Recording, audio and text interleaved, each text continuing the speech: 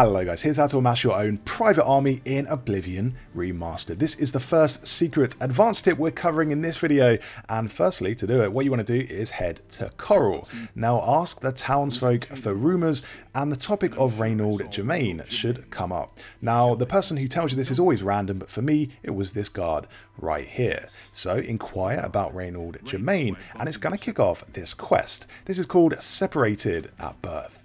Now, Separated at Birth is going to lead you, the first step of this is going to lead you to the Grey Mare, which is a pub, the pub of choice in Coral, and the vibes here are immaculate. Reynold Germain is in the Grey Mare, and he's going to tell you about an imposter that he has in Cheydinal. So head to Cheydinal, and once again, ask the townsfolk about rumours. They're going to point you to the direction of this so-called imposter. The imposter turns out to be Reynold's brother, who is called Gilbert Germain. Head to the location of Gilbert Germain. They're going to tell you this on the quest marker. They're going to lead you right to him and then interact with Gilbert Germain. Now head back to Coral and you're going to see a lovely little reunion between these two long lost brothers. These brothers are going to be the first fighters in your army. So here we go. These brothers are catching up after decades away from each other. Now what you want to do is talk to Gilbert Germain, and he's going to tell you about his family farm. This is called Weatherly Farm, but he has a problem. He doesn't know the exact location. So to find this location, you're going to go to the Fighters Guild, and the person in the Fighters Guild is going to point this location of Weatherly Farm on your map. This is the Legacy Lost quest, so if you're stuck at any point, look inside your journal and look for the waypoints for this quest. Now ask her about Weatherly, and she's going to tell you right where it is, so you can fast travel there, or if you haven't discovered it, you have to walk there yourself on foot. Once you're at the farm, you're going to find some ogres. Make sure to take these ogres out. Not too much of a fight, you can dispatch them pretty easily, and then head back to Coral. Now head inside the Grey Mare, talk to Gilbert Germain, and give him the good news. Weatherly Farm is now free of ogres. Now here's where you can recruit these two as permanent followers. Instead of leading them back to Weatherly, simply run around and never return. What happens is that the brothers are now going to be locked into indentured servitude to you for good. As long as you never return to Weatherly, these two will never leave your side, and this comes with a bunch of really cool benefits. For starters, it just looks really cool having these two run over the hills with you like in Lord of the Rings. Also, they will fight on your behalf, and they're not bad. They will take out most enemies. And even if they don't, here's the thing, they are invincible. Yes, you can take them out completely, and they will keep on getting back up. They won't even have any beef with you, they will be friendly towards you. The only major personality flaw is that one of them always seems to be completely drunk. Gilbert should be able to help you with anything you need. Just have a nice rest on the floor there. Okay, next up, let's recruit another follower for our growing army. This is at Frost Crag Spire. Go to the Atronach altar, and you can create your very own Atronach. I've created a Frost one, but you can also create a Storm one and a Flame one. Just command him to follow you, or her, it could be a her, and now you have 3 companions following you for good.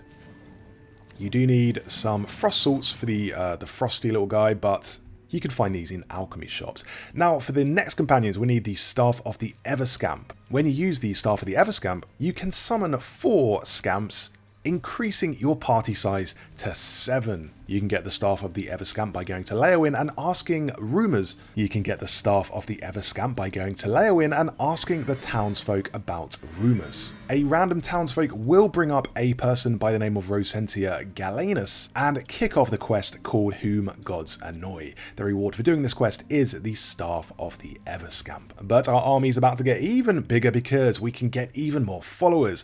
Go to Battlehorn Castle, which is located here, do the short quest, and then talk to the 2 soldiers inside.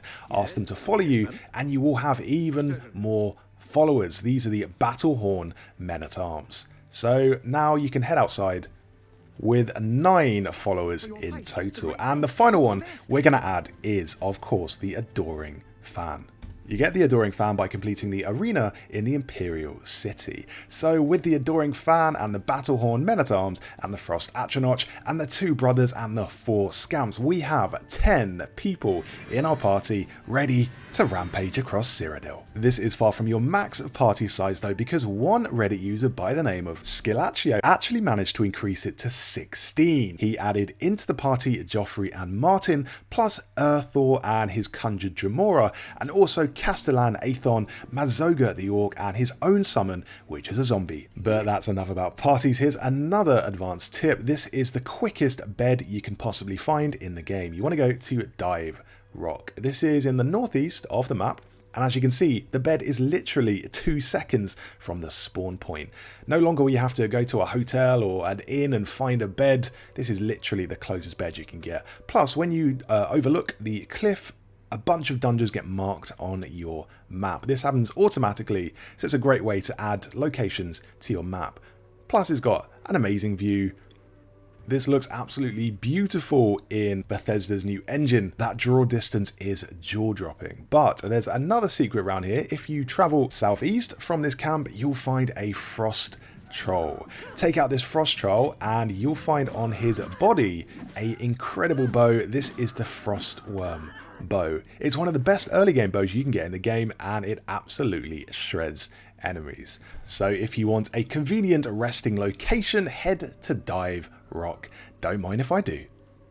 Did you know about the secret dodge move? Yes, you can unlock a secret dodge move. Here's how you do it.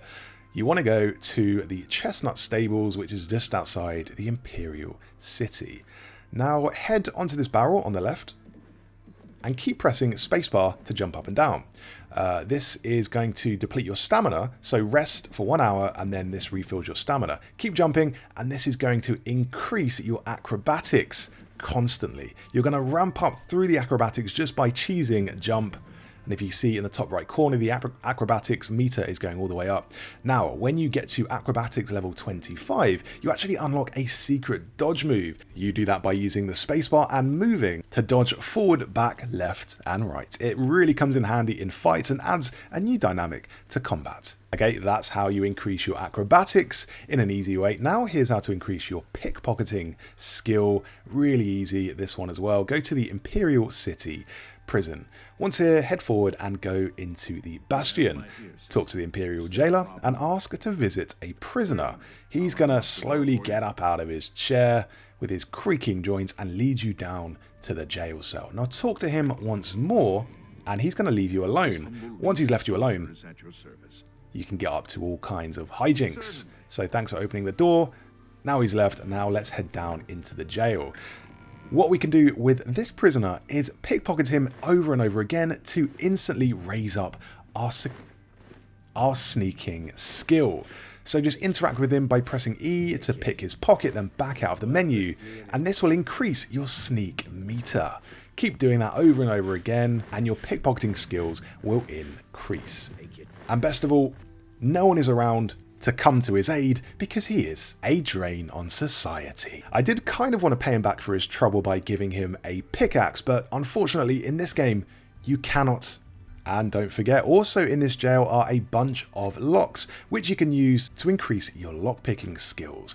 To do this, all you have to do is set a tumbler in place and then keep hammering spacebar while the tumbler is locked. Every time you hit spacebar, it's going to increase your security a tiny bit, and if you keep doing this for a few minutes, it's going to raise up your security skill. A little glitch there, but one I don't mind taking advantage of. Okay, here's a little secret I'm not sure many people know about. Did you know that if you fast travel on horseback, it's faster? So if I fast travel on horseback, I get to this location at 11:39, but if I travel on foot, I get there at 3:35 PM. So that's over 4 hours difference. Doesn't really change much, but it is pretty cool. Now, if you're looking for the most loaded vendor in all of Cyrodiil, you want to go to the Imperial City Market. You'll find a vendor with the most money it's possible to find in the whole game. So go to the Merchant's Inn, which is located right here, and talk to this guy whatever you need. And he has loads of money, which means you can sell loads of stuff to him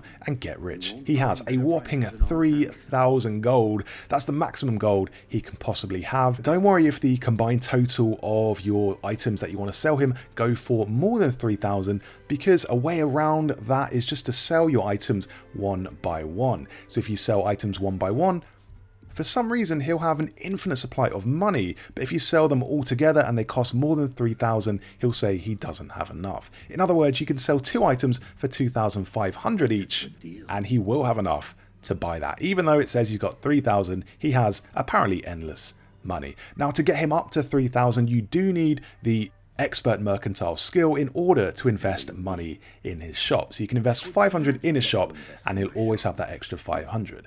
Also raise his disposition through the disposition menu and you can haggle with him. Put the meter up to around here, and this is the maximum amount that he will buy your items at, and also the minimum amount he will sell you items. Okay, this is a must if you're always wondering why your attributes are going down. Why are you suffering so much? Well, it's probably because you have a bunch of diseases. Always make sure to go into the menu and check out the list of diseases that your character has. To do this, go into the magic menu, scroll all the way along to the right, and you will see the list of diseases and afflictions that you have.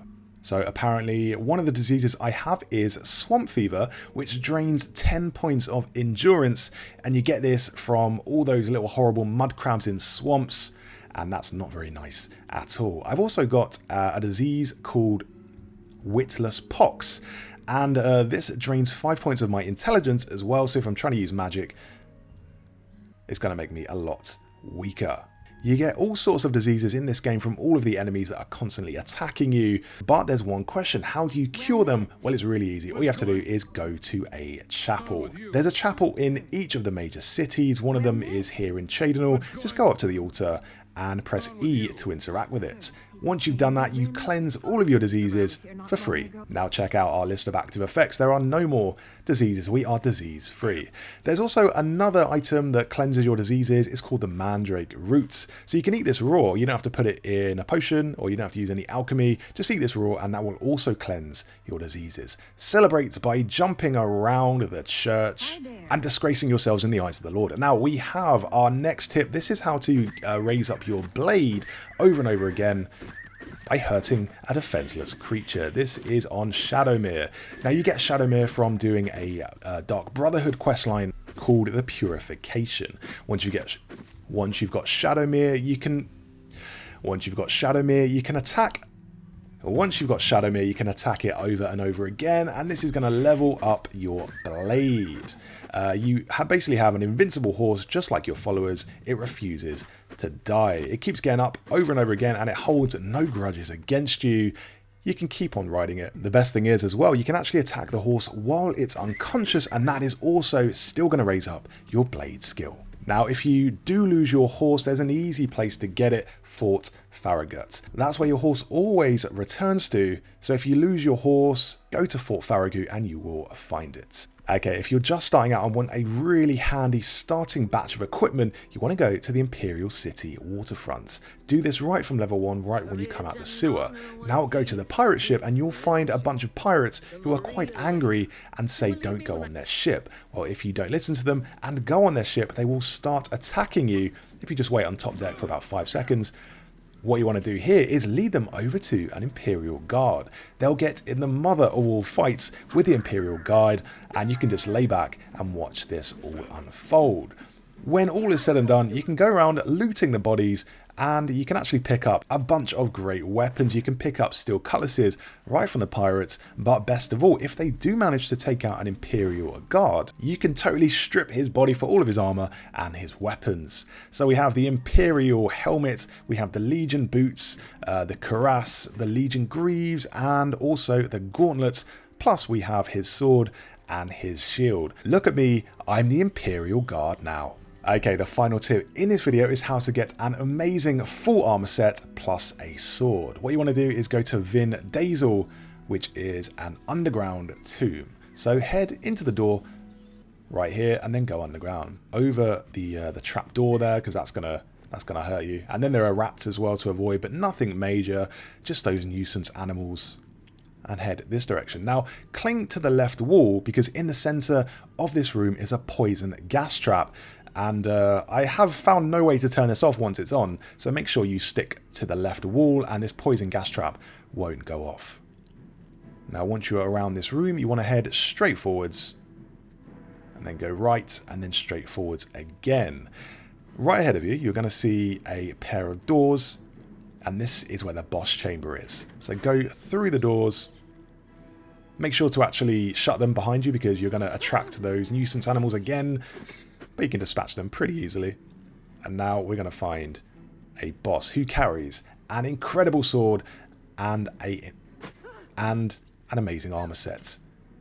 This is the Umbra Ebony armor set, and it's amazing. Now, she is quite a tough enemy, but it really depends on what difficulty you play on. And when you manage to take her out, you get the Umbra boots, the gauntlets, the greaves, the helmet, the cuirass, and the Umbra sword. Best of all, this costs 5,500 gold, and then we can pick up the shield as well, and we have a full set of ebony armor. Not only is this a breathtakingly expensive set of armor, but it also looks incredibly nice as well. I love that little shine. Anything black and gold is definitely up my street. Plus, there is a really cool effect on the sword. It has Soul Trap on strike, which is always a nice little bonus to have on top. So there we go. Those were some advanced hidden tips that not a lot of people know about for Oblivion Remastered. Let me know your tips down in the comments, and if there are any advanced tips that I missed.